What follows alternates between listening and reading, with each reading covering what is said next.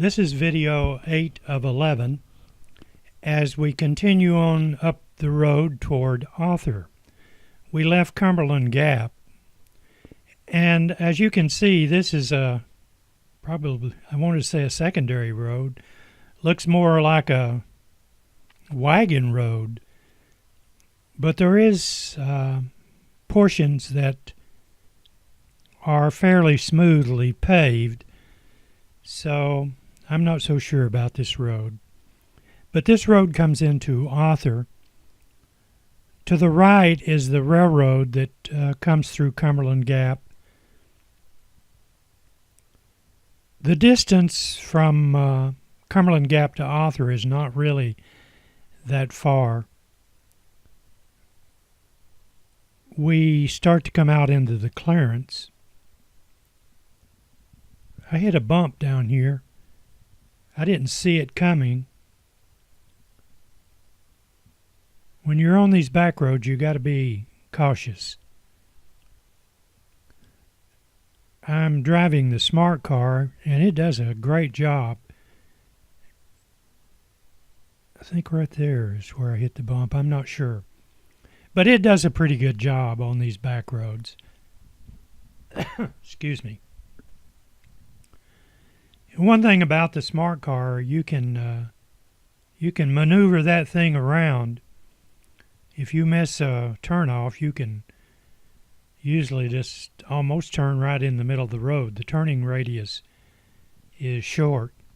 I've got a 2015 model, and the turning rate on that is short, but some of the newer ones has a shorter turning radius than mine.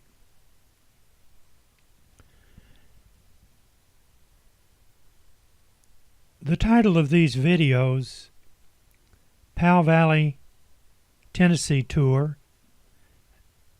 I recorded these videos on the 21st of September, 2018, and it's taken me a while to get them compiled into my video editor until I can put some dialogue behind them, and then I'm uploading them as I do them. And this is number 8 of 11. 11 videos in this series. I was using a GoPro with a 64 gig SD card, and the GoPro will create a series of files. The files are like 17 minutes and 26 seconds long, and it will create a file right on up until it runs out of space.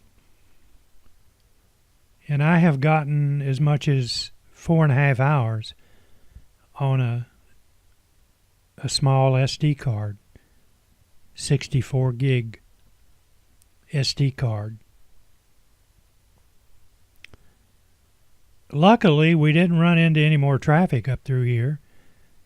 If we had, I don't believe we did. We may, but I don't think we did. But anyway, if you meet traffic on this road, well, it's starting to widen out just a little bit more now. But back where we came through the forest back there, at the end of video 7, I had to pull over for a school bus. So that gives you an idea of the time. It's between 3 and 4 o'clock. As we come down the valley, we'll get back on 63 going west toward LaFollette up here at Arthur. I could have turned right up here. Well, you see me pulling over and letting this guy by.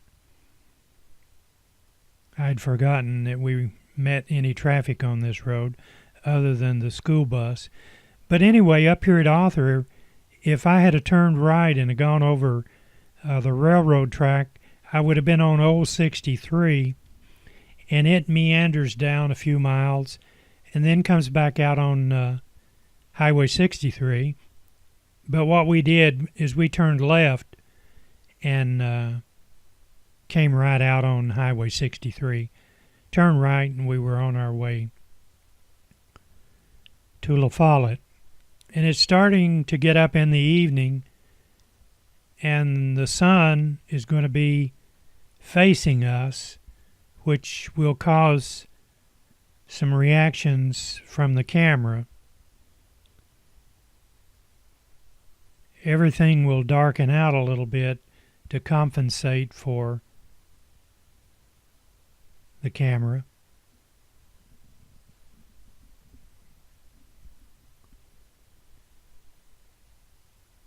We're in Author.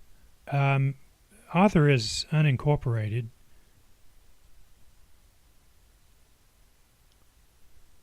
I used to go through here with my family years and years ago when we would go to Middlesboro up the valley. That was before the new Highway 63 was constructed. You'll see the railroad there to the right. We're going to turn left. And not that church, but the one down there that you can see that we're coming up to is the one you can see from Highway 63 going to Harrogate that has the cross in the back made from white brick.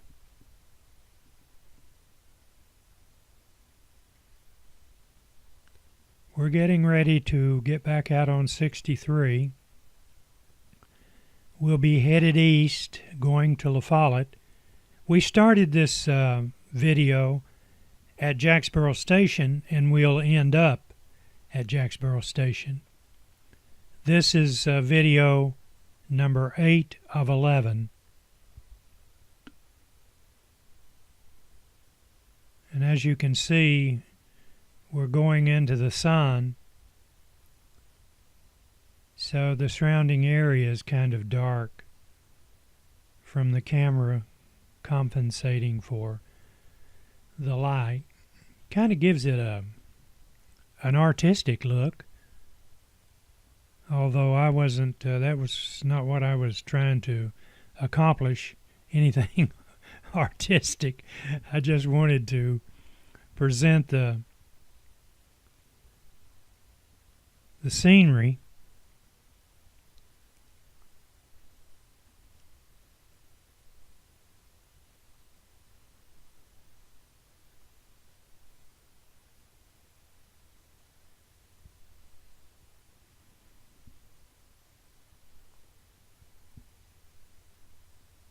Don't have a lot to say. Most of what I had to say, I said coming up the valley. At the start, probably it was video 2 or 3 when we were at this location. And I thought I would just let the camera run and get Highway 63 in both directions. The value of, or this is what I think, when I'm doing these videos, the value that I figure is either people that live around here that have friends that live other places and they want to let them know what their home area looks like. They send them the link to these YouTube videos, or people who are serving in the military and are overseas and want to see their home country, especially if someone was born and raised in this valley. I know when I was in the military and overseas, we didn't have anything like this. In fact, it took me 3 or 4 days to get a telegram through the system that my son had been born. That's how remote and behind the technology curve it was back then. Of course, the government and the military had communication systems, but at that time we didn't have access to them. They were strictly for Department of Defense. So we had to use telegraph. And when they sent me a telegram that my son had been born, this was in 1965, it got into the Turkish system, and it had passed through so many hands. Back then, they didn't have photocopiers that they could use. So one person that got the telegram would either write it out in longhand, and it was like telling a story. If you had 5 or 6 people and you told one a story and then told the other one a story, when it got to the 5th person, the story would be altogether different than how it started. So when I got the telegram, and I don't know if we still have that telegram, my wife is pretty good at saving stuff like that. I'll have to ask her. It's been a while since we talked about it. But by the time I got the telegram, it was a handwritten note. Part of it was in Turkish and part of it was in English. But I knew enough that I could tell what the telegram was about because I knew what it was about before I got it. But I was in Turkey a year and a half. I came home one time, and all the other time I was in Turkey, I never talked to anyone back in the States. I talked to some military guys on secure lines, but I never talked to anybody. I never talked to any civilians or any civilians that weren't working for the United States Air Force. And now, if it was today, I could get on Skype or Facebook and go live or FaceTime, or there's just all kinds of ways to communicate. But back then, no way. You either wrote letters, and that's the only... of course, there was what they called a Mars network. Now, I'm not completely... somebody listening to this may know more than what I'm saying. But there was a network of amateur radio operators that would relay messages, and I'm thinking that was part of the Mars network. And I don't know what the acronym MARS was. But I never used it.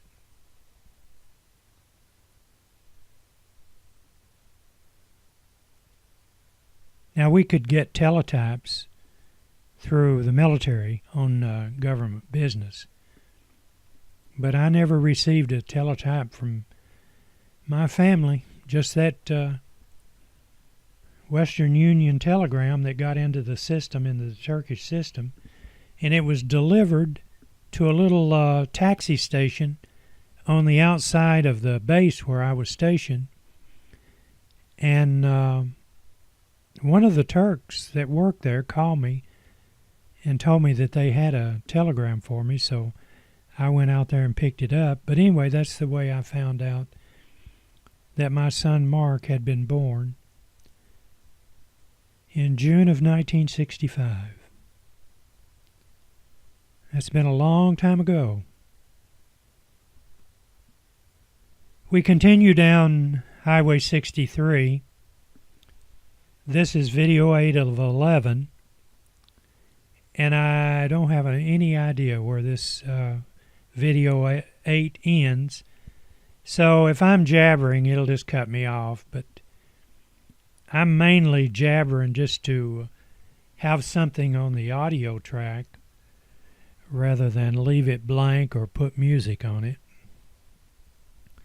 So that's what I'm doing.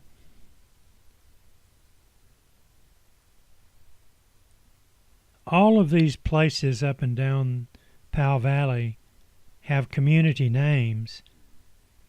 Of course, the major one that I know is Speedwell.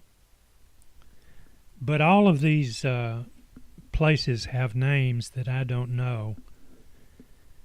A lot of it is listed on Google Maps, so if you want more information on where this road is at, you can coordinate it with Google Maps, and you can determine just about where we're at. Looks like we've got a couple of more minutes. I've got time to tell you something. What I do, and it's a lot of fun, I pull up in my browser, I pull up Google Earth or Google Maps, and I pull up YouTube. And what I'll do is say, like, go to Norway and pull that up, and the major cities are, if you put the cursor on it, it'll highlight, and you can copy that name, and then you can transfer it to the YouTube search function. And I sometimes spend hours going into certain countries and pulling those names up and transferring them over to YouTube and clicking. And now there's so many great videos out there in high def. Someone has put a video out there, and a lot of them do what I'm doing. They just drive around. Excuse me. They just drive around and do road videos. So I do that a lot. Just think, if we'd had that back in the geography days, you would not need a geography book nowadays. All you'd need is an internet connection. It's just like World Book and Britannica. Those are rarities now. You can purchase those.